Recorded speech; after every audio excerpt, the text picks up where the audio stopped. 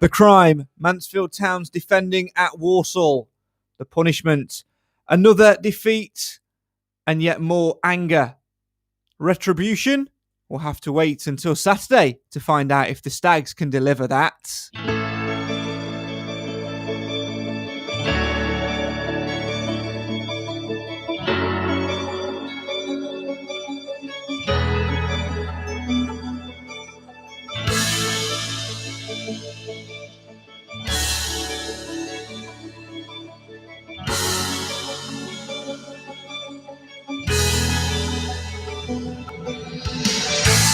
Yet another 3-1 defeat for Mansfield Town sees them plummet back down the table as the season starts to set in. This time, though, there could be no excuses about poor referees, poor decisions. Only the Stags have themselves to blame, with defensive error after defensive error. Some would say it was absolutely criminal. Talking of criminals, in inverted commas, Stephen Quinn handed yet more suspended games. A total of 6 games for him to serve in the Clinky now. 5 more to go. The good news doesn't keep coming though. In fact, Nigel Clough may wonder if he's been handed a sentence of his own.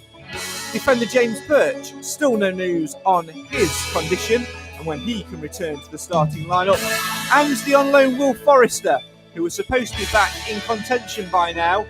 Another 2 weeks until we'll see him on release from his parent club after another injury setback. But as Rochdale come to town, can the Stags get back to winning ways and get some retribution? Let us know your thoughts in the comments on the show for the fans, by the fans. This is the Mansfield Matters podcast.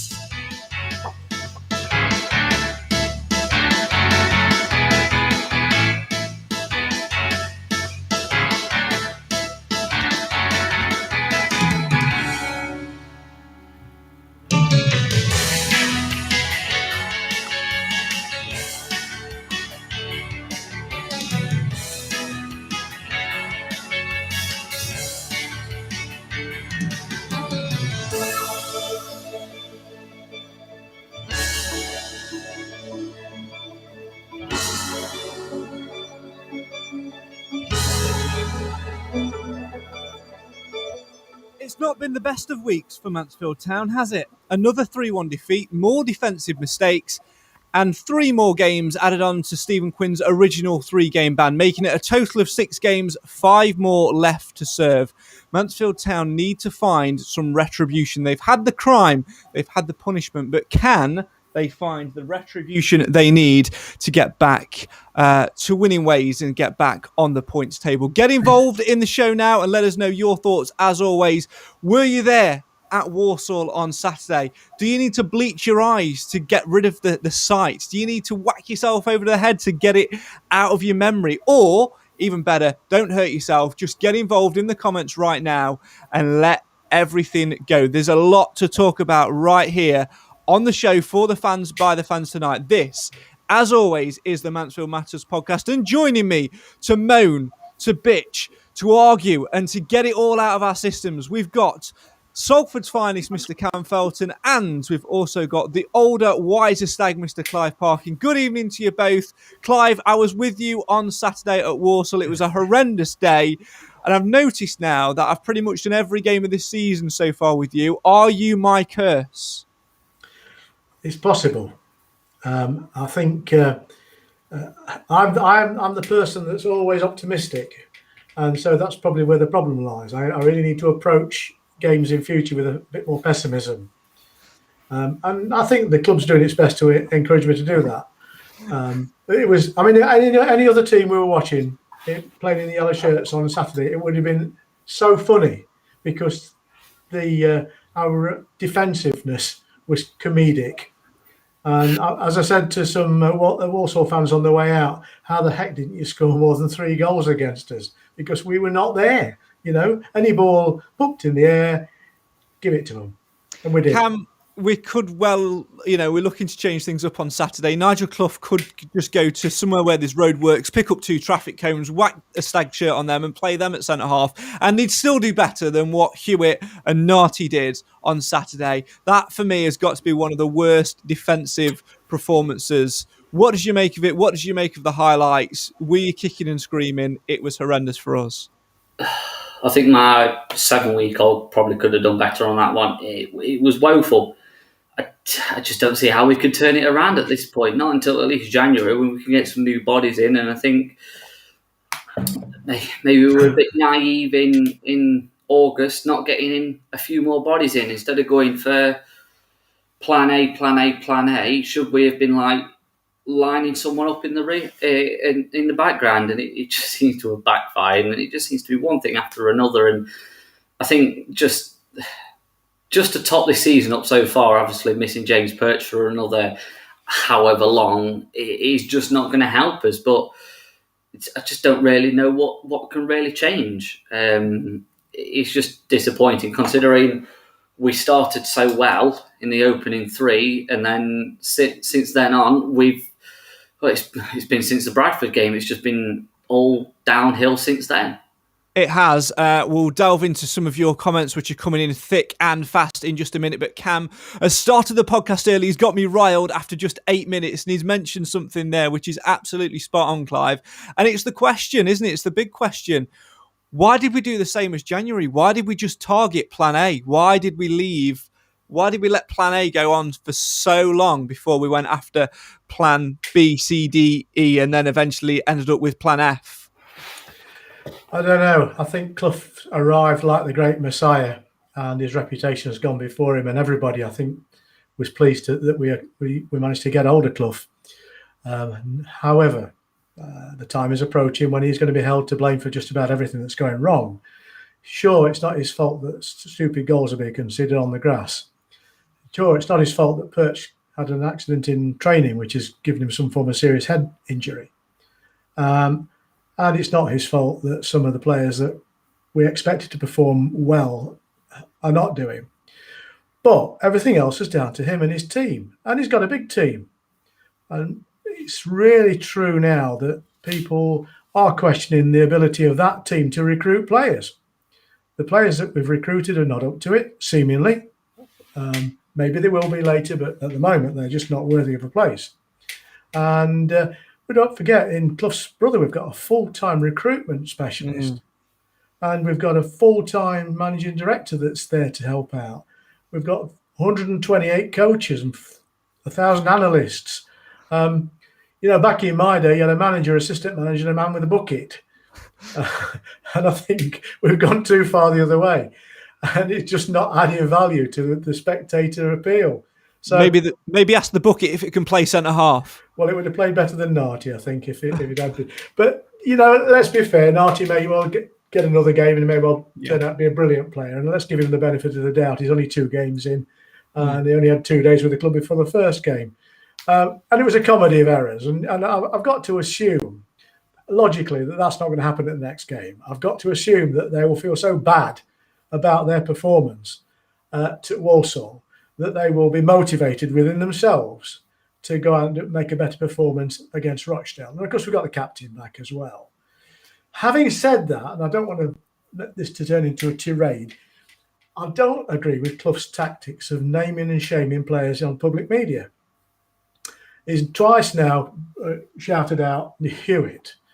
Now, I've got to assume if he got anybody else other than Hewitt to play in that position, Hewitt would have seen the last of him by now, because it's clear from what Clough has said, he has no taste for him at all. But he recruited him. So, let's be fair about that. And he's also called out other players. I don't agree with it.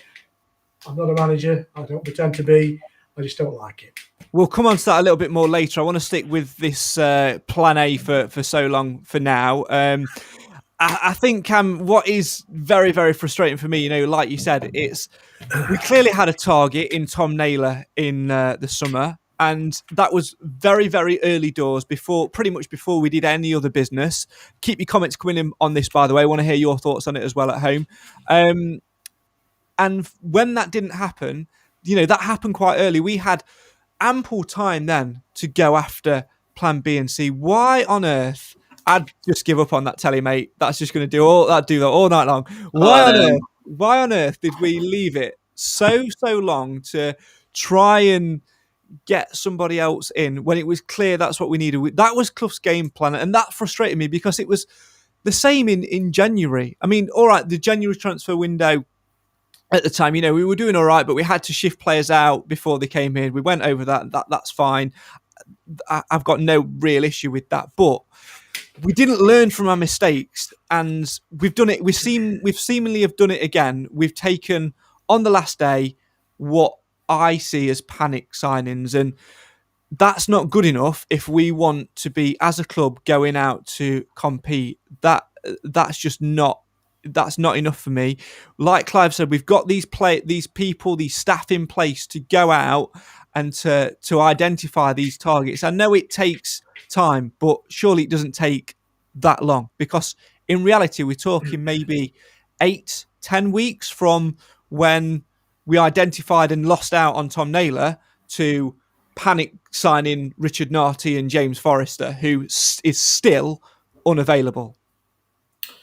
Yeah, I just want to bring up a comment that Jamie's just said, why don't players want to come to us? I don't necessarily think it's players that don't want to come to us. I just think we spend too much time dilly-dallying, personally. Like, too much umming and ahhing over, should we sign him, or should we just keep looking at him and then we'll go for someone else? And I think that's another reason why the Tom Naylor thing is so frustrating, because it's like we spent so much time focusing on him that it seems that everything else was like brushed under the carpet, like, we'll deal with that another time. And it's like, we could have had A, B, C, D and E through the door, but we've ended up with X, Y and Z because we've missed out on B, C, D because we've taken too much time.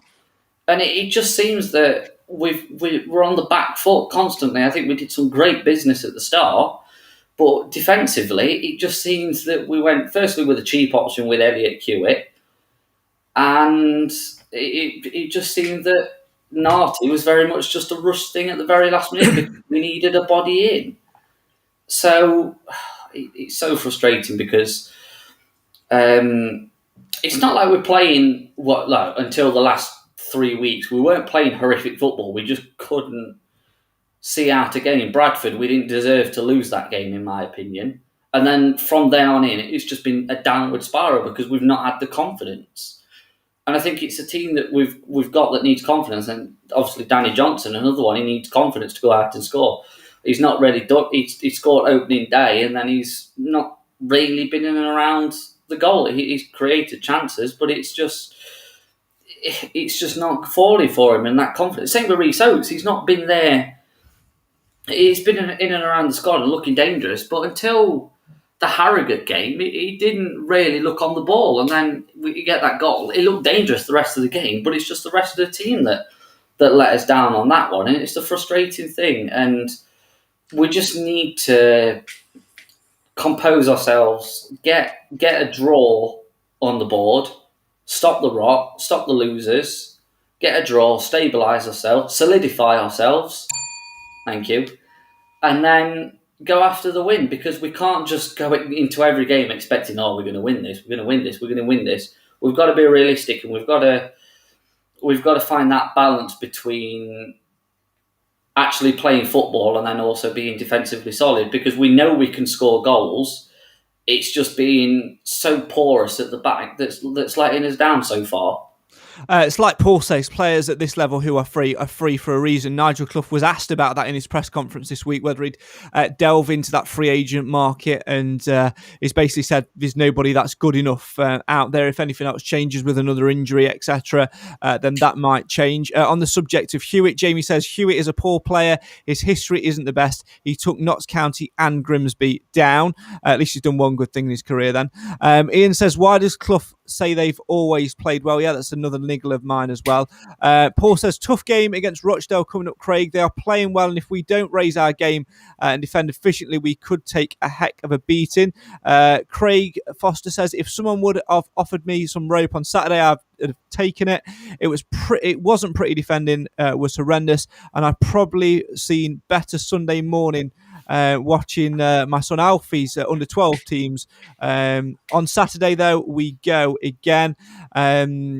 Martin asked, why did Clough sign Narty? Again, I think that's probably a little bit of desperation in terms of the final deadline day and getting bodies through the door, and missing out on targets, probably B and C. I probably think realistically, Narty and Forrester were maybe, E and F sort of targets. Pedro says, what was the extra 3-game ban for Stephen Quinn? We're not quite sure. And Jamie says, the problem is we are not playing as a team. We are playing like we don't know each other. That was certainly evident a little bit on Saturday, Clive. If we're looking for something to pinpoint for why we didn't play so well, because we were missing 3 leaders on Saturday. Let's not forget that. I'm not making excuses here at all for the way they played on Saturday. I didn't applaud them off. It's very rare that I don't do that. I was pretty disgusted with the effort and the performance we put in on Saturday. But Jamie has a point here. We're not playing as a team. We are playing like we don't know each other, and that for me, Clive, is because we're missing 3 leaders. Perch out for an indefinite amount of time, still no idea on the results of his scan. Obviously, Ollie Clark was suspended. Fortunately, that was for 1 game, although he's not entirely captain material for me. I think there are better options in the squad. That's another discussion for another day. And then the big one is Stephen Quinn. His absence was very much felt in that midfield. Yeah, no team can afford to lose those 3 players in the way we have, and given the other circumstances as well. Somebody asked, why does Clough find things to praise in the team? Well, I think that's his job. But there are, in pockets, some good football being played. And, apart from, we've only been outplayed, and I'll qualify this in a second, we've only been outplayed by 1 team so far this year, and that was Harrogate. And that's because they had a much better game plan than ours. And they thoroughly deserve their victory. Walsall didn't outplay us. We chucked the game away. And, we have missed other games. We've missed points by the smallest of margins. And you've got to believe that will happen in both directions over the course of the season. But at the moment, we're in a hole. And the hole is one that only the squad of players we've got that are fit enough and free enough to play can get out of. And I'm full of undiluted confidence that Saturday's a new game and we'll approach it with a bit more vigour. But I'm glad to see Clark back, although I take your point. I don't think he's a natural manager, and in fact, captain. And if you've seen his interview, and I don't know whether you're putting that on later, but if you've seen his interview, he can ball for England. Oh dear, Ollie. Oh dear. You know what? I do agree with that. I've said it a number of times. I just think this better leaders in the squad. I think he's still a relatively young player. That's a worry for me at sometimes as well. That it is a young squad, and we need a few more experienced heads in there as well. Signing the 2 defenders, was fine because we got the numbers in there, but none of that back 4 are really massively experienced. And I think this is, why Clough has been speaking in the week about potentially starting Ollie Hawkins at centre back on Saturday. He's played there before for his previous club. He was easily our best defender on Saturday at Walsall, and best player full stop. Yeah, best player full stop, and was captain on the day as well. And I felt did an okay job in difficult circumstances there. But the point is, Cam, when your manager is coming out and saying that your centre forward is a better centre back than the other centre backs at the club, who are all fit in Narty, Hewitt, and Rawson, there's absolutely something wrong there. Absolutely something wrong. See, I think Narty needs time to settle into the squad. Like we were saying before, it's one of them things. He's very much been chucked in at the deep end, but I don't think he's going to succeed at the club until we've got someone solid by the side of him. Because it's the same with the Rawson thing. I don't think Rawson's a bad defender, but he just looks lost when he's not got that reassurance, that security next to him. Do you know what it is? It's like, and you'll like this, it's like when Evelyn gets a little bit older and starts to walk and you've got to hold the reins. That's what James Perch does to Faz Rawson. Yeah, exactly, but you saw it last season. You think from Christmas onwards, really, when Clough really got his teeth into the club and and the style of football he wanted to play. Rawson was a fantastic defender, better than Ryan Sweeney was towards the tail end of that season. And he just offered that security and the stability. But obviously, without Perch, we've just not defined that balance yet. And I think Narty will be the same. I think if you stuck Narty with Perch, I think he'd be a fantastic defender. It's just that defence that needs that reassurance and that quality. And then even on the right back situation, I think obviously it's a massive loss to have Kellen Gordon injured and then for so long, and then to throw him back in, and then he has poor games, and then we end up playing Hewitt there, and it's like, it's nuts because Hewitt had a decent pre-season at right back, and then he's just had an absolute shocker so far. And I really don't understand what James Clarke has to do to get a game. I'll tell you what, chaps, you've got to ask yourself what Mr. Menezes was thinking when he was sat in the stand because he wasn't allowed to play. He's looking down at the pitch and looking at the two players that Mansfield Town have acquired because they think they are better than him. Yeah. And their commentators were apparently saying the same thing in their commentary. It's crazy. And you know what? It'll be exactly the same on Saturday with Corey O'Keefe missing. That's the only thing I'm looking forward to playing Rochdale because they have started flying. And all of their goals and all of their good movements comes from that right wing back side where Corey O'Keefe has been playing and getting man of the match and getting into the team of the week every other week. So it would be exactly the same. You've got their player of the month. Yeah, it says it all. Nathan Edge, I don't know who he is, says it's all very disappointing at the moment, but made a little bit easier for me in the sunshine by the pool. I hope you get horrible sunburn, you horrible little man. Hope you have a brilliant time out there, mate. We look forward to seeing you again soon because I'm sure you would add excellent rant value to this absolute shower which we are putting on at the moment. Keep your comments coming in. Jamie says, I'd like to see us go back to 4-4-2 and tighten things up at the back. Hawkins has to start at the back. I wouldn't start Hawkins at the back personally. You wouldn't? I think if we're gonna play anyone at centre back, I think we'd play Jordan Bowery personally. I mean, you won't find anybody on this panel, Cam, in me and Clive, that will probably disagree with that, to be fair. But it says a lot. It says a lot, doesn't it, when we're sitting here saying that the only way to tighten things up at the back and stop us conceding goals is by playing essentially two centre forwards at centre back. I think going forward, obviously, Ollie Hawkins offers a bit more. So I think the wise choice would play Jordan Bowery at centre back. But hey ho, it's just one of them things. I think it's what's more important now is the clean sheet that everybody's talking about, the most important thing. Because if it is, then you can sacrifice Hawkins' attacking prowess and put him in the defence because he's got the presence. He can head a ball. And he's proved a couple of times he's probably our best defender from set pieces. We need the stability that the draw would give us a bit of confidence, but we also need the confidence going forward. And I don't think Johnson and Oates on their own can do it. And I don't think that the midfield have really got fired up so far this season. You don't look at Ollie Clarke. Yes, he's had a match out, but you don't look at him and think, he's the same Ollie Clarke from last season. Same with George Lapsley, doesn't look the same so far, but he's a little bit off the pace compared to the others. Harry Charsley, yet to come back into the squad properly. And Jason Law, what's his deal?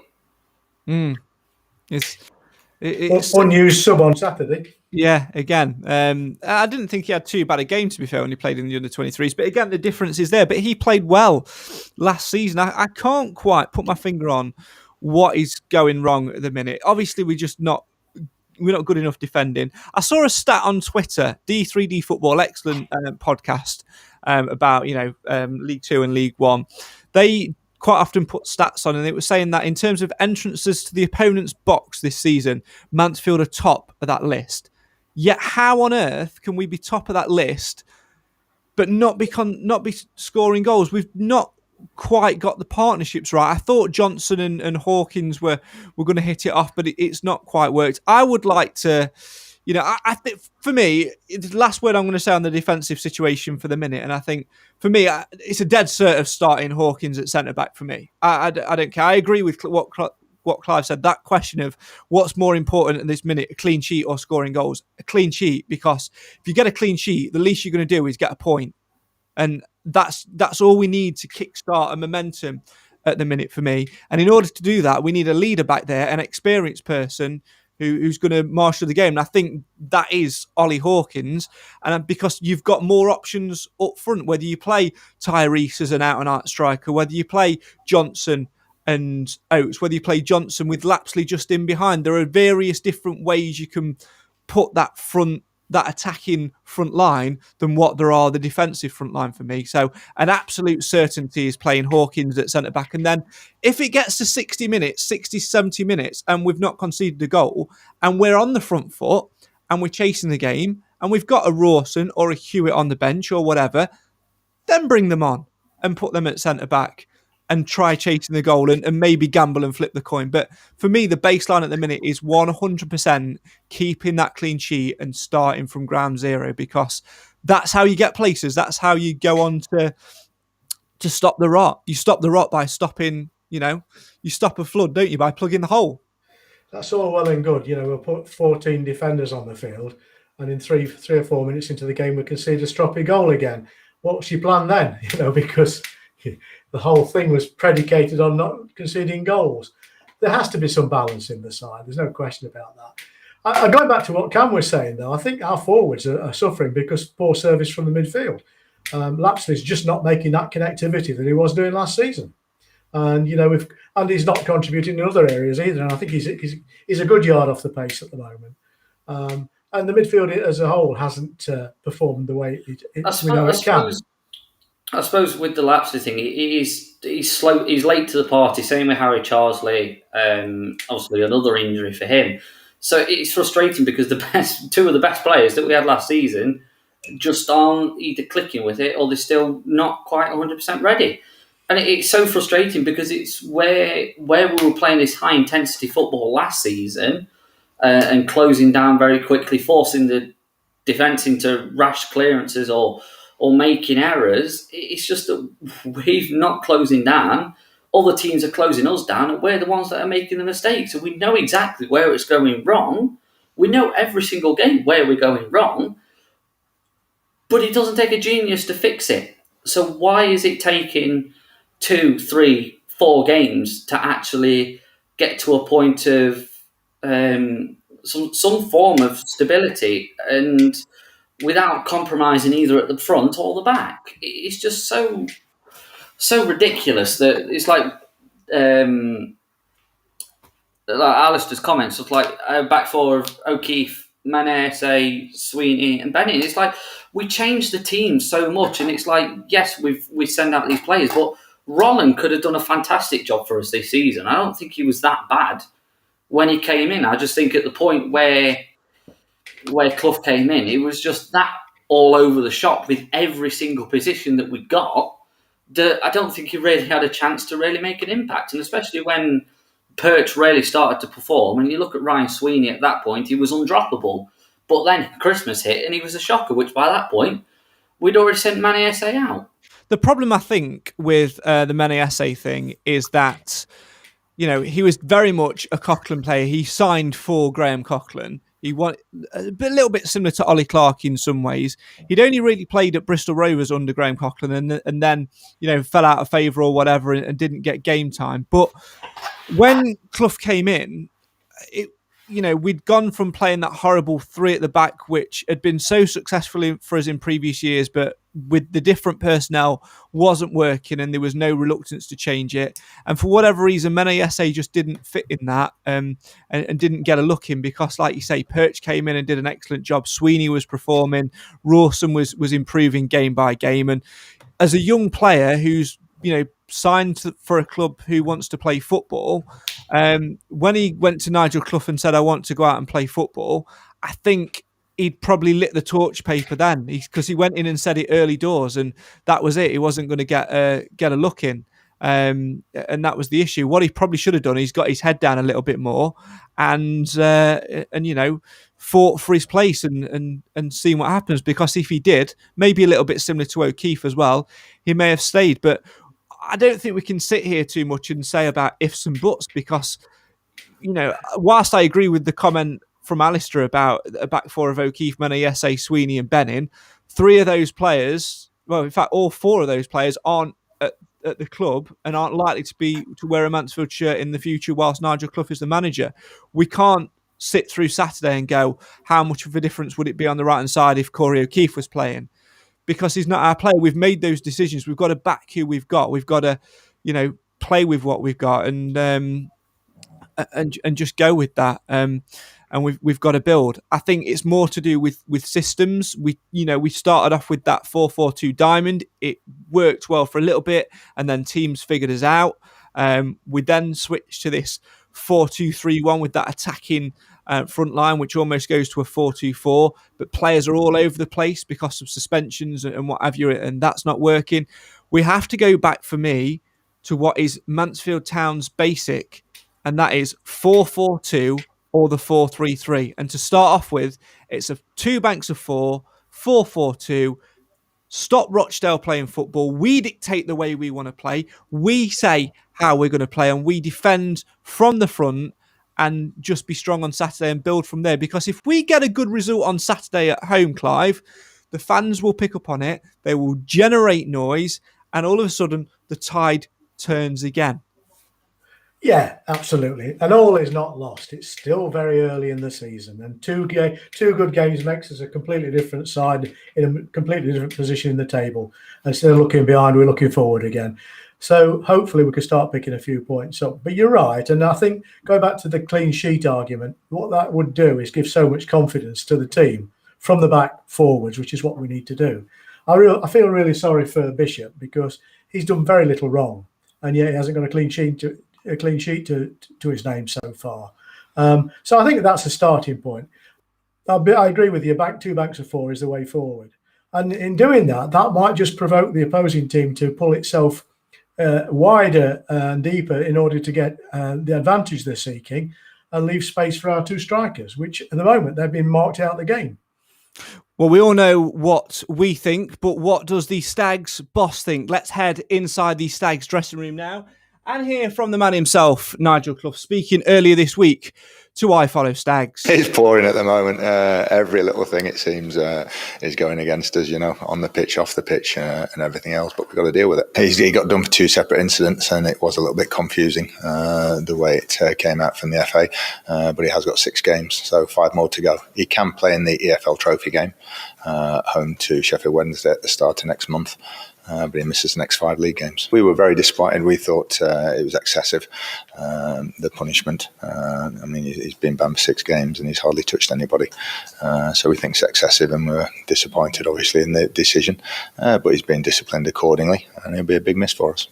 I think when everything is going against us as it is, we have to sort of rally round, close ranks a little bit, and start fighting and scrapping for everything that we can. I think the crowd, even on Saturday at Walsall, as disappointed as everybody was. I think they understand. Everybody's glaringly obvious the problems that we have and what we need to fix them, or try to fix them. So, but when you're missing a few players and things are going against you, we need everybody on Saturday, crowd especially, to stick with us. But we consider everything. When you've got 4 straight league defeats, everything's on the table in terms of personnel, people coming back into the team who haven't been in it so far this season. But we had a good chat with the players yesterday, and then we started work on the training ground, and it'll continue all week. Because he is probably as good as we've got at centre half, although we haven't actually seen him play there, and we know from past things that he's done. But he's also our best centre forward at the moment.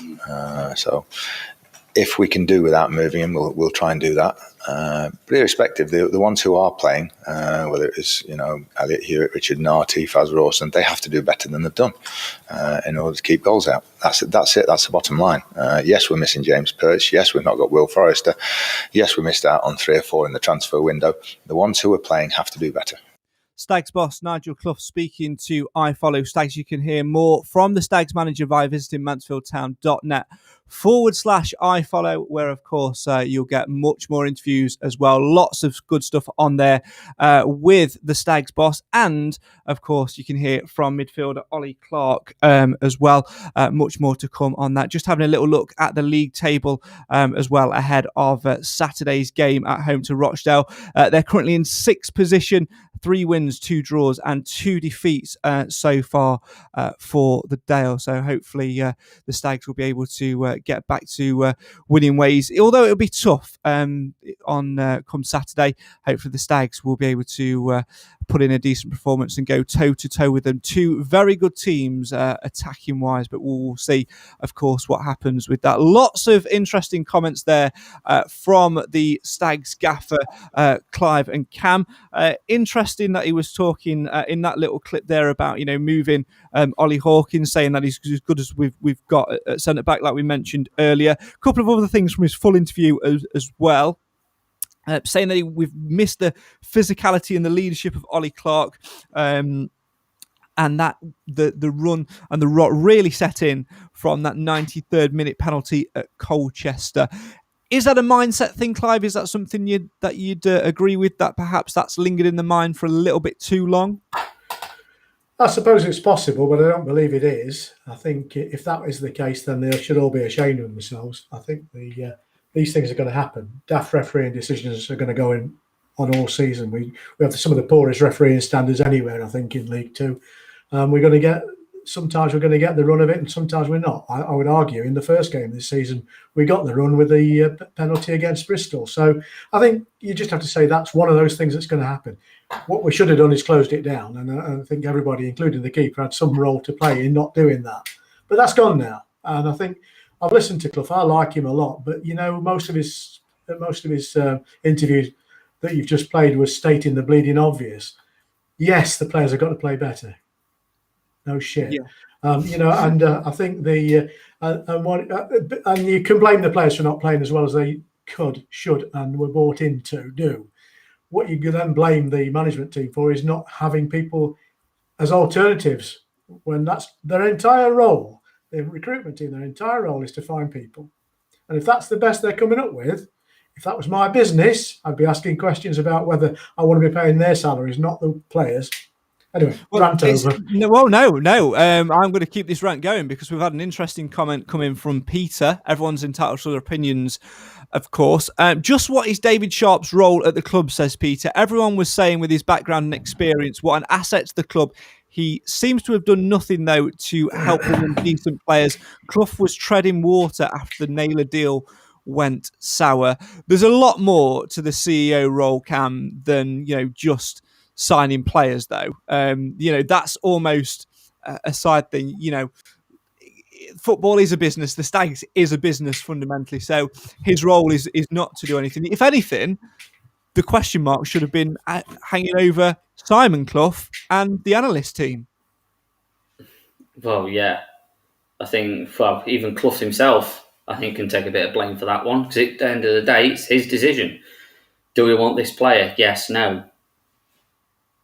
So it can be down to the analyst, or it could be down to Simon Clough, or it could be down to David Sharp. But at the end of the day, who we sign as a player is totally down to Nigel Clough, in my opinion. I think had it have been someone like Greg Abbott back in those old fun days, when we signed Nicky Jose and George Grant, I think we were very much backed into a corner for Dave Flitcroft had to sign those players. I've said it before and I will say it again. Greg Abbott crossed his promotion. Well, exactly. And it's not like we're being backed into behind. It's like, I think Clough very much, I think he panicked maybe. Because he was very much like, we couldn't get target A. That wasn't down to anything. That's nothing that we could have done. Because that deal, we know exactly what happened that deal. It was that was the agent that pulled that deal. That wasn't anything that we did. The medical was done, everything was signed, dish bash bosh, and then it just doesn't happen. And we can't do anything about that. But the way that we reacted to it was poor. And I don't. Essentially, what David Sharp does is finance the deal. Can the club afford this said player? Yes, no. Essentially, that's, in my opinion, that's all I think really Sharp does, is balancing the books. I mean, to be honest, there was a really, really good video done on YouTube on transfer deadline day, which looked behind the scenes when we signed the two players. My understanding is that, Sharp's there to question the finances and to get the deal, make sure we get the best deal possible for the club. We're not going to go out and sign a player and put them on stupidly massive wages, and then they not perform. You've got to get it right, and you've got to get the right people in. But he's also there to look at things from a business perspective. He is, and I think you're doing me a disrespect if you think he has a great deal of involvement in player selection. I think he's the robotic arm of the Radfords, really, and I think he's doing a good job in looking after their business. And I don't think we should question that at this point. No. And let's be clear also, deadline days happen 2 days a year, and recruitment seasons are 2 months a year.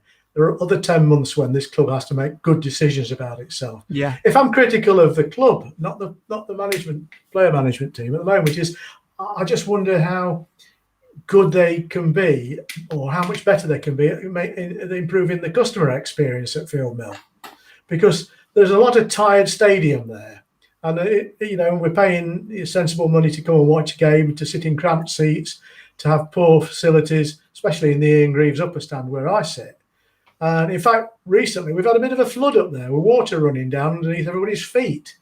And it's happened for the last 3 home games. I've complained to the club, I've pointed the problem out to them by email, not had the courtesy of a response. It's things like that really aggravate me. I can put it with most things, but that I find astonishing, because the most important person at any business is its customer. Yeah, I think let's touch upon that for a couple of minutes, because honestly, talking about how rubbish we are in the transfer window and things not going right and things like that, and we're just repeating ourselves week upon week. But we'll come back to a little bit on players and questions that people are coming in later on. But Clive's raised a very good point, and I said it a couple of weeks ago. In fact, at the start of the season, I agree. Fan experience is not where it needs to be, and this actually goes back to David Sharp, because this is his area. This is what he's there to do as CEO of the club, is to enhance the business in the best way possible. Now, winter is setting in. And I think what they've done, I don't know if you've noticed in and around the ground, they've tarmacked a few areas and made it, a little bit nicer to look at outside the ground. But winter is coming. They've got this outdoor bar area which seems to be busy on a match day, but there are no benches and no umbrellas. And I think in that area, you've got quite a lot of area there. There could be some benches put out, some umbrellas, maybe some outdoor heaters, and especially next to the 3G pitch where a lot of fans seem to congregate, Cam. In fact, we've sat there quite often, haven't we, and had a chat before the game. My dad, your dad, me and you having a chat there. In the wintertime when it's hammering it down and cold, more when it's raining, you're not going to want to sit there because there's going to be puddles. Could they do a bit more to put benches, to put a little club shop booth, a little programme booth out there in that what is now dead space to, like Clive says, enhance that customer front-facing match day experience? Because I'm fed up of trancing up and down the ground trying to find the bloody programme seller. There's only one. Exactly. So I was thinking, I don't know why the club don't just get more of the youth team to sell it, the academy. You see them dotted about here, there, well, occasionally, but it just seems that they're always stood in the same place. It's not like, God forbid, I can't ever remember his name, one of the older guys that goes around selling 50-50 tickets. He's everywhere. Barry, he's a legend, Barry. I love Barry to bits. What a guy. He's absolutely everywhere, but he can't do it all on his own. It's just these different things, and I think it's quite difficult to pinpoint exactly where it is. And as a fan, you want to go and have, firstly, value for money for the football. We're not getting that currently, but it's still something you pay for. The second thing is you want to pay. You want to sit there in comfort. You don't want to be uncomfortable as a fan. And I think the club have done a fantastic job with the Quarry Lane end. Obviously, moving the family block over there, the family room, the sensory room, improving the concession stands behind that stand. And I think it's just a bit more. It's more of a welcoming atmosphere. And if we are going to succeed as a club on and off the pitch, we need to attract younger fans, younger families that are going to start coming week in, week out, and we've done well at that. You think the Quarry Lane end for the family block, it's not full every week, but you get a fair few in. So we've done that. we've now got to target those that are current customers, those that have been long-time customers, such as ourselves, who have been going 15 plus years now. You need to be looking for the long term and looking after those that have sat in the same seat week in, week out, no matter how dogshite the football's been, no matter how dogshite the weather's been. Can we have less dogshite, please? Mate, I've just spent half an hour picking loads up outside. I'm fed up with it. But it's just all these little things that just need to make an improvement. So yeah, like a leaking roof or a leaking pipe or whatever it is, up where Clive and Craig and Chris and whoever else sits up there, and other things like the toilets where I sit, they sometimes can get a bit flooded, just where the pipes have just got a bit old and the seal's gone on them. It's just things like that. The last thing you want to be going is going into the toilets and you're getting wet feet, and then your feet stink for the rest of the game. And because you've got wet feet, you get cold feet during the winter months. I think, sorry to interrupt you, Cam, but we have to respect the club has gone through a very difficult financial period. Therefore, I can excuse them to a certain extent not spending more than they absolutely need to on infrastructural jobs at the moment. And I'm gratified. But you point that out, but the whole ground got repainted. The interior. All the blue and yellow concourses, they all got a fresh lick of paint. Did they? Was that really a necessity when it didn't look that bad in the first place? I'd agree. There are priorities, aren't there? And you've got to get them right. I mean, I think it's far more important to go to a toilet and find a toilet seat there than to have it brightly painted. And I think, I find it infuriating that the away fans have got better toilets than the people in the Ian Greaves Upper. That's because Notts County ripped them out a couple of years ago. That's why they're maybe we need to get them in the home end then, and then I'm not advocating that whatsoever. That's, for clarity, is a joke. Finish the point. I think we have to have some forbearance because they can only really spend the money they're generating. And last season and half the season before, it was all negative money. So, and we're fortunate we've got owners that are prepared to take the strain at the moment. And going back to the managing director, it's his job to try and balance the books as well. So I think there are things they've just got to say I can't do at the moment. I'm happy with that as long as they tell us. There's no communication either. Yeah.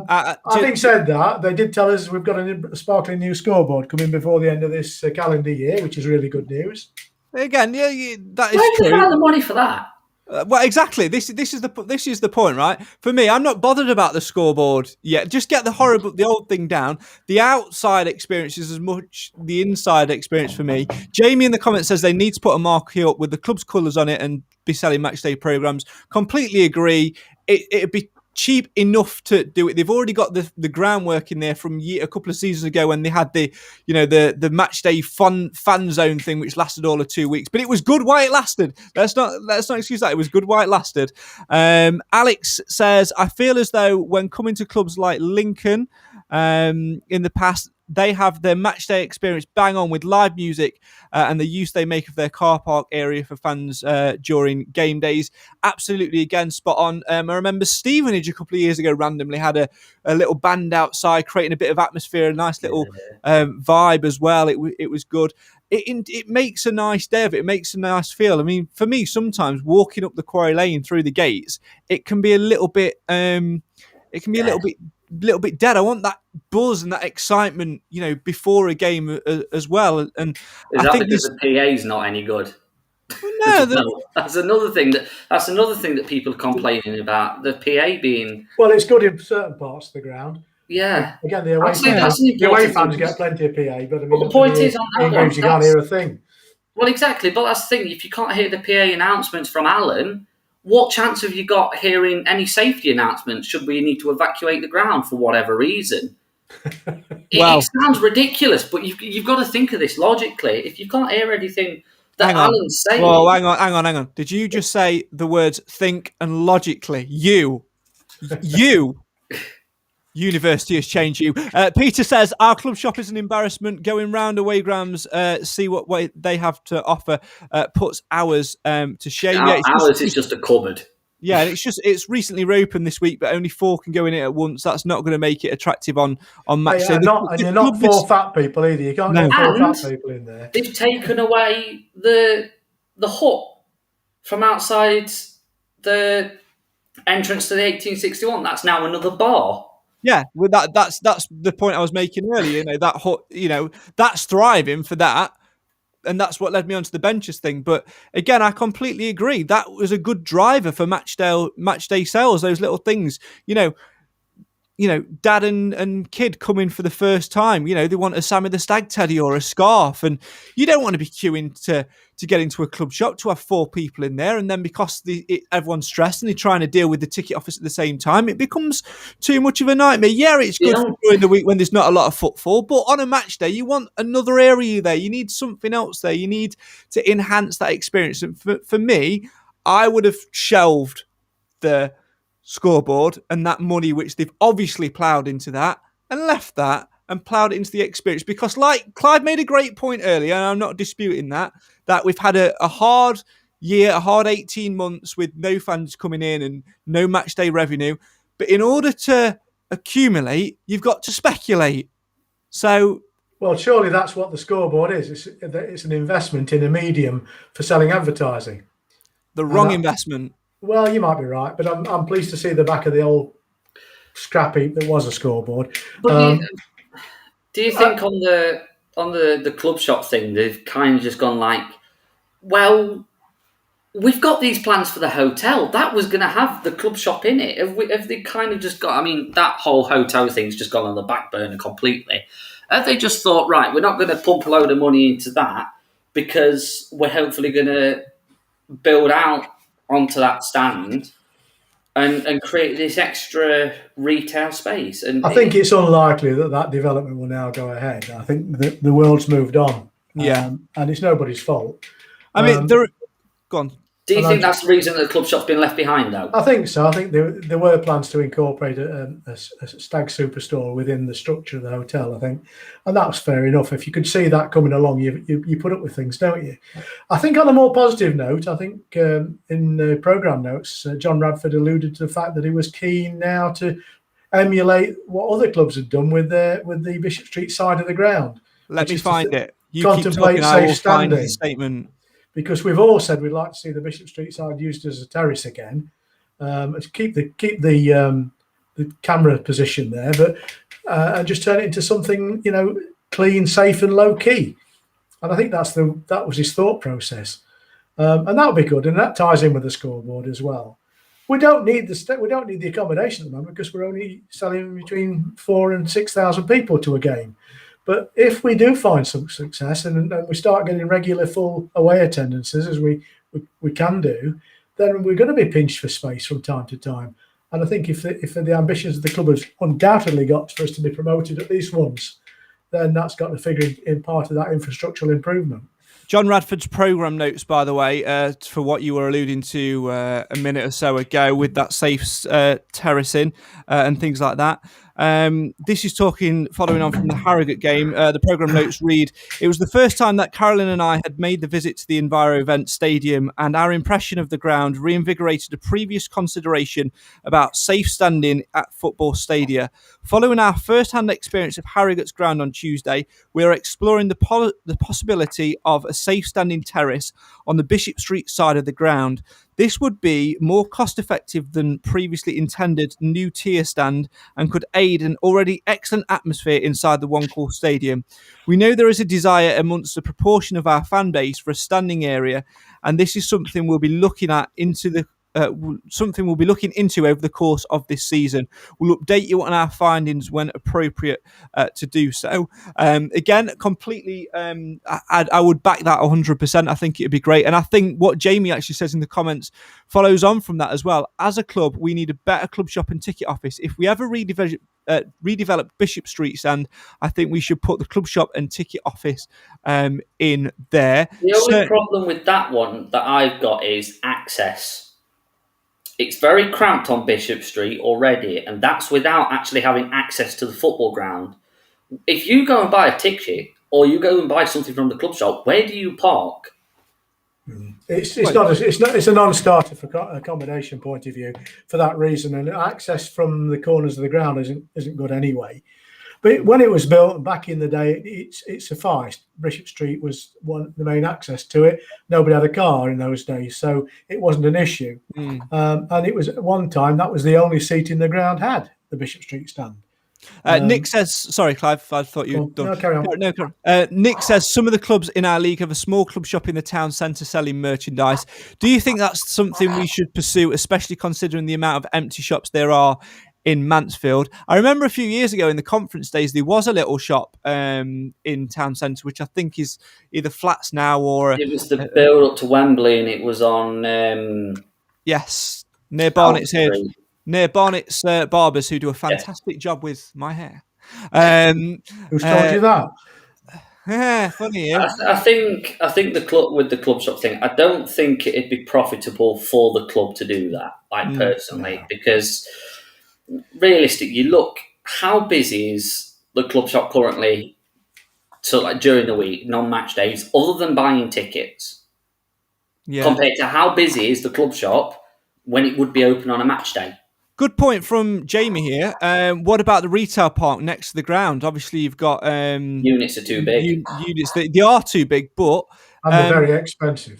Very expensive. But, there is something that you can potentially do with that. I think there are options to be explored. And do you know what? It says a lot at the minute. I think it's good that we've deterred away from the football side of things for a little bit and had this discussion. I certainly want to have more of these over the course of the remainder of the season. But I think it says a lot that we're able to talk about these and share ideas.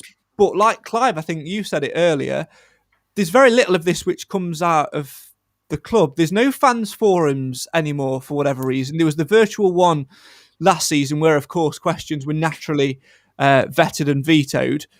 But maybe to get that fan engagement back going and build those relationships up, it's something worth looking at. These conversations need to be had. There was an excellent point of that somebody made earlier, which was, it's you got to be right on the pitch before you can be right off the pitch because the two go with each other. Someone else says that we're Mansfield, not Manchester United, and it's just about us sharing ideas. And I think supporters have a voice. They're entitled to their opinions about what's going on the pitch, but they're also entitled to what's going off the pitch. It's their club, it's their experience. And it's all right saying that we're Mansfield and not Man United. When Lincoln were in they just got promoted from our division, they announced the signing of Tyler Walker at their city centre store.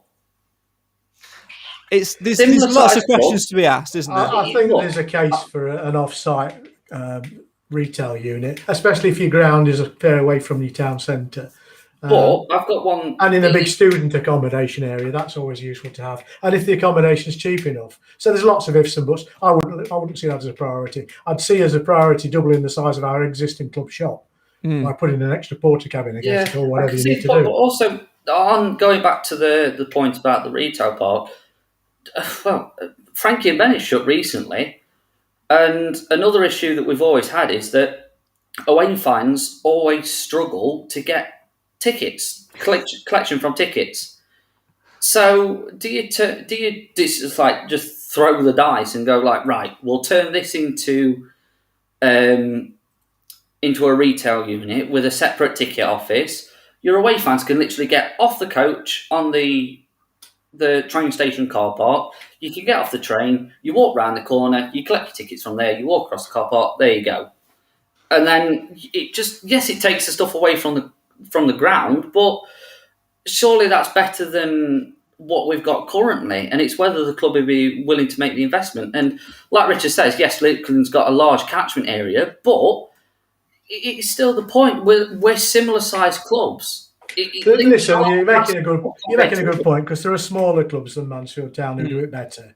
So we can do it better. There's an expectation, and I think fans are entitled to have pipe dreams as well. You know, we all want to see our club something better than it is, and whether that's a new scoreboard, or better floodlights, or better pies and pasties, everybody has a different view on these things. Yeah, those sausage rolls have been a disgrace the last couple of games. The most important thing is getting it right on the grass at the moment, and that perhaps we ought to steer our conversation back towards playing matters.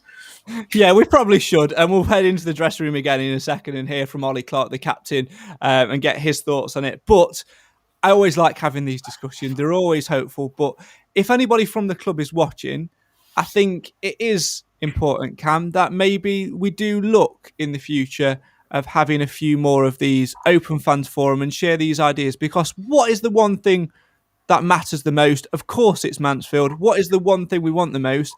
And that's to get as many fans as we possibly can in on a match day and going home having enjoyed the day. It is the most important thing. You think fan experience is the number one driver, and what drives that is success on the pitch, but also a great fan experience. And I think another thing, when you get an alienated club to the fans, you look at something like, you know what was happening at Swindon before they got took over? Absolute shambles. Same at Oldham currently. There's just no communication between the higher levels. And I think we've got better communication than a lot of them. But the last thing that we want to do is spiral back to where we were, 5, 6, 7 years ago, where we were we were doing all right on the pitch, but we weren't doing great. We weren't meeting the expectation of the fans. And that led to poor attendances, which meant less money to reinvest in the club. And the only way that we got them fans back was actually throwing the money at it. I.e., we bought Steve Evans in, which boosted the numbers automatically. And then same again when Dave came in. It was just throwing money at it to get the fans back. And we've got fans at the moment. You think we got, obviously we're like 6,000 against Bristol Rovers, obviously boosted by the away fans. But then against Newport, it dropped again. And it's like, yes, we need to not only be attractive to us, but we also need to make sure that away fans are wanting to come to Mansfield and being able to get these things right. Because away fans don't matter. The only person that matters is Ollie Clark. We're running over time. We're going to keep talking. So let's head into the Stags dressing room and hear from the Stags captain. Back from a one-game ban, here's his views. We hit the ground running as we wanted to. We knew that we had a tough start at teams that were probably more favoured in the league. And unfortunately, we've sort of come away from it the last couple of weeks, 2-3 weeks, where we've got some indifferent results down to luck, individual errors, things like that. I don't think the performances have been too bad at times. It's just one of those where we're not keeping the ball out of our net at the moment, and it's highly frustrating for everyone. In recent games, we probably haven't had the decisions go our way at times, and down to the fact that we have made individual errors from all over the pitch, really. It's not just being pinpointed to one person. It is like different areas of the pitch that are costing us, and that is it, basically. We haven't really started that badly in terms of our performances at times, but we haven't managed to keep the ball out of our net. And I think once we get a clean sheet, that will definitely build confidence for the team to move on and obviously start picking up more positive results again. I enjoyed the first couple of games. Everyone's on a high because we won 1-2 and drew 1. So it was a good start first 3 games. But at the same time, you look back at the last 3 or 4 games and you always analyse it in the respect of how can I do more, what can I do better? And I know that I've made a couple of errors for goals in terms of marking, and Preston, I slipped and gave the ball away. So it's one of those that you can't really be too pleased with your performances when the results haven't been going that way. So you've got to analyse yourself first and foremost and look at what you can do better. We had obviously Lapo contribute 9 or 10 goals last year. Me and Maris have got 1 each so far. So we'll be looking to obviously get more goals from midfield. And I think the way that we play, we're always going to create chances. When I look back at the first couple of games, I think that I probably should have had 3, probably should have had 2 at Swindon on a personal note. So it was frustrating not to sort of get them in there, but it's one of those things that we work on and we look at trying to improve in every week at trying to get goals from all over the pitch, really. In real time, I knew that I'd given him a little tug, but I felt that I got I got my leg across to actually win the ball in terms of the tackle that I made. So I was a bit surprised to see the red card come out, and when it was real time, I thought that somebody might have been covering round, but then you watch it back and it is one of those that can go either way. It looks worse from one angle to another, do you know what I mean? So when you analyse it, it's probably one of those that might have been justified, and that's probably why we didn't appeal it in the end. That's the captain, Ollie Clark, speaking to iFollow Stage. You can hear more from him by going to mansfieldtown.net/iFollow. I can tell you that the conversation about the off-pitch stuff has been going off in our private chat during that. So neither Clive nor Cam will have heard anything which Ollie Clark had to say in there. So I'm going to come straight to Cam to throw him under the bus. What did you make of what Ollie Clark had to say there, Cam? It's frustrating because straight away when the referee pulls that up for the red card, I'm thinking, well, surely that's a free kick the other way. Clark definitely got in front of his man, and yes, there was someone covering him. So I don't really understand how you can be sent off for being fouled. I thought Clark got between the striker and the ball. I thought Clark was the one that got fouled. So the fact that he got sent off for it, and the fact that we didn't appeal it either, just bewildered me even more. It's just nuts, but it's football. Yes, I think we've had the rub of the green on some occasions. And I think the one that always people spring back to this season was the penalty against Bristol Rovers. That's a stonewall penalty.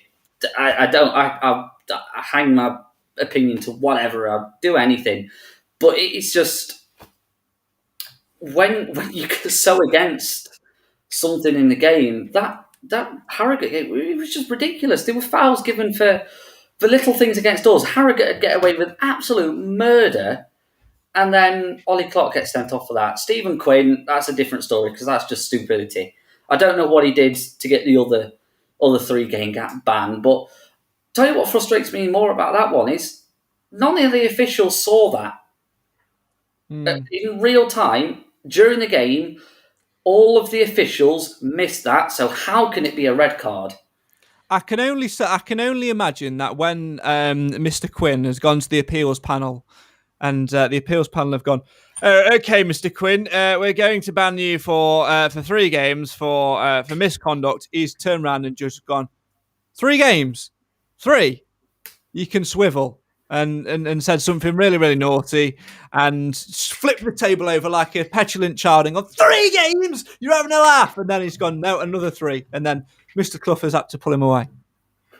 Can I just say, because obviously Cam wasn't listening to the soundbite that you put up, but I think in support of the referee, and he's confessed it in the interview, I don't think there's ever a place for a Mansfield captain to be giving an opponent a little tug.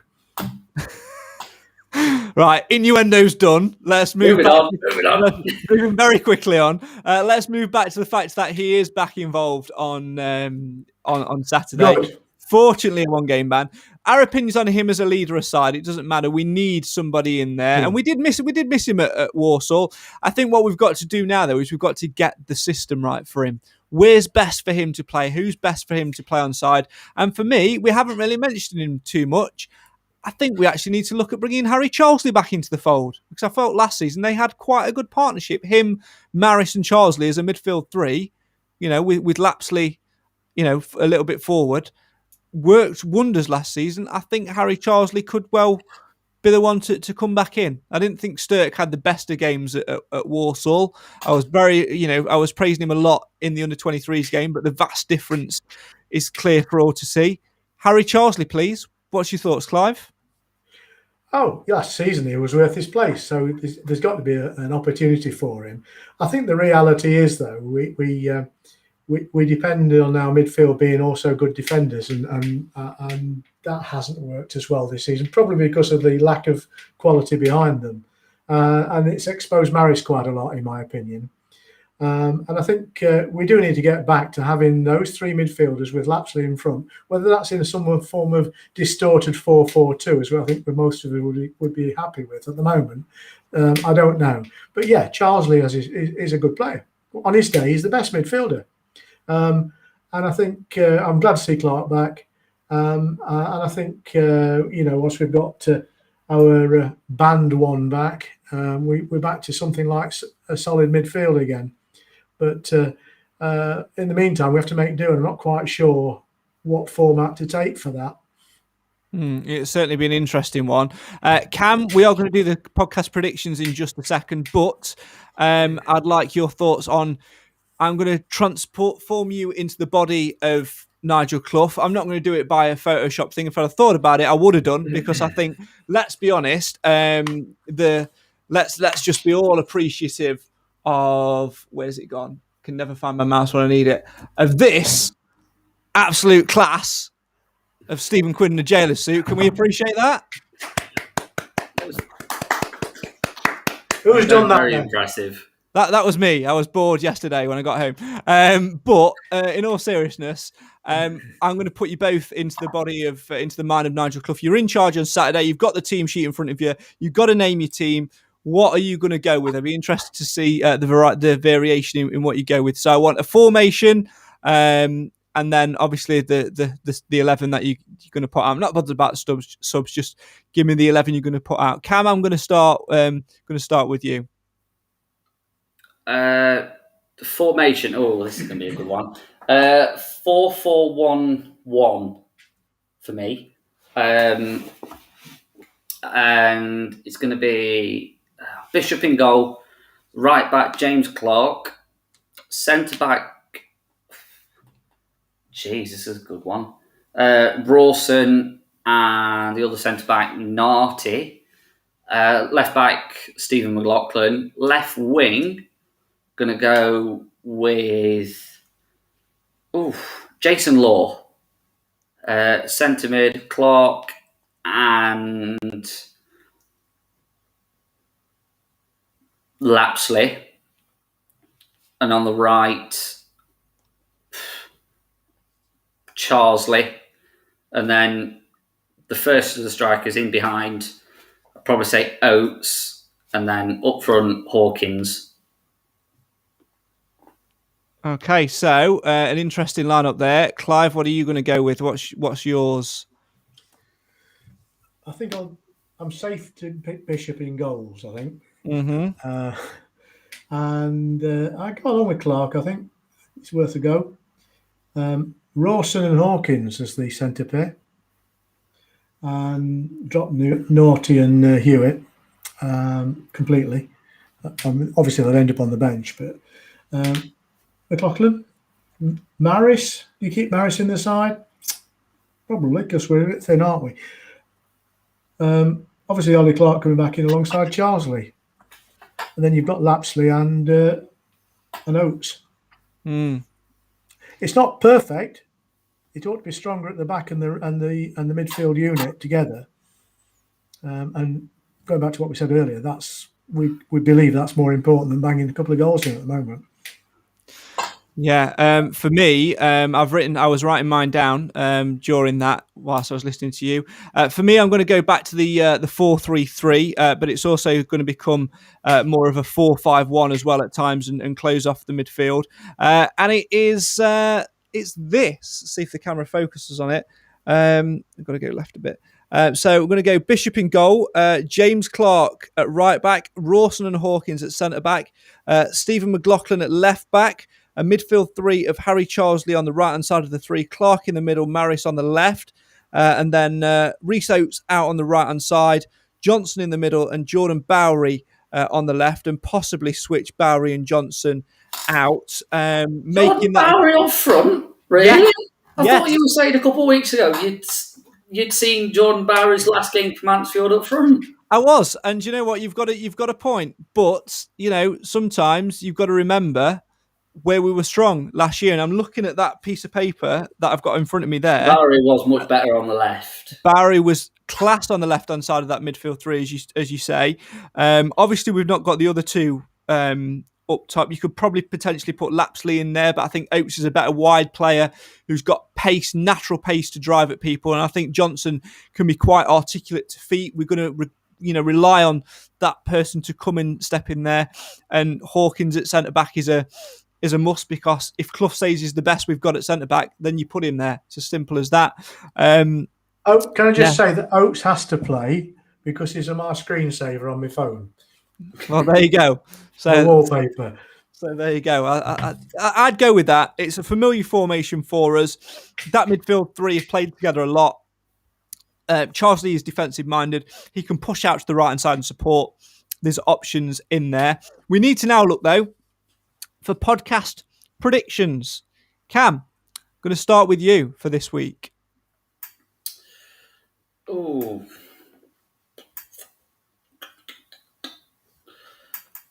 I reckon Ollie Clark will get one. I think I'm going to go for a 2-1 win.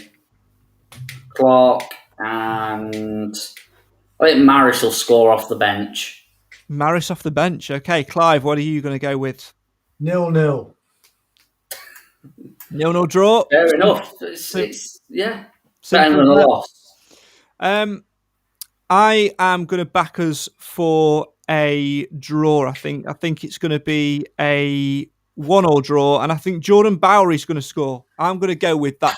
Do you know what? There's a few times in this season where I think Clough has watched or listened to this podcast. Tyree Sinclair long throw, right? Prime example, right? There's other things that I can think of that we've said as well, which have sort of mysteriously happened. Do you think he's watching now? This team, he's after this piece of paper. He will screenshot this and be going for that. Brian, I didn't mean any of it. All right. You mean Nigel? No, Brian. Oh dear. Along with Jamie. Do you know what? It's been a long hour and 17 minutes, hasn't it? I would have to change my caption from old git to the forgetful one. I think you might have to. And with that, I think that's pretty much all we've got time for. If you want to play along with podcast predictions, then of course you can do so. We'll put all the links on our social media. Cam, Clive, my thanks to you as always for joining us. We hope that Nathan has a fantastic holiday as well. Remainder of his holiday. We'll be back, of course, on Sunday with the Sunday sermon. Sorry that we missed this week. So I was in London at a comedy store where the first act was improv. The second act was a duo called Ross. Called Hewitt and Narty. Yes, I did a Clive and forgot his name. That, though, is all we've got time for today. My thanks, as always, to Clive and to Cam. And to you guys at home for getting involved with the discussion as well. Some great points have been made on today's show. The crime has been Mansfield Town's defending. The punishment has been the defeats. But can Mansfield get retribution? Rochdale at home next at the One Call Stadium. We've got to end this rot somewhere, haven't we? Get down to the One Call on Saturday, back the boys, sing loud, be proud, and hopefully from Sunday afternoon and the Sunday sermon, we have something more positive to talk about. From me, from Clive, from Cam, thanks for listening, thanks for watching. We'll see you next time on the show for the fans, by the fans. Why? Because Mansfield always matters. Goodbye.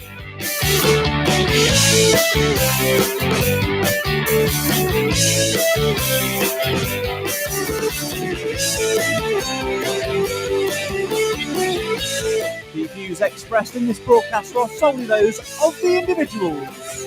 For more, ntfcmatters.co.uk.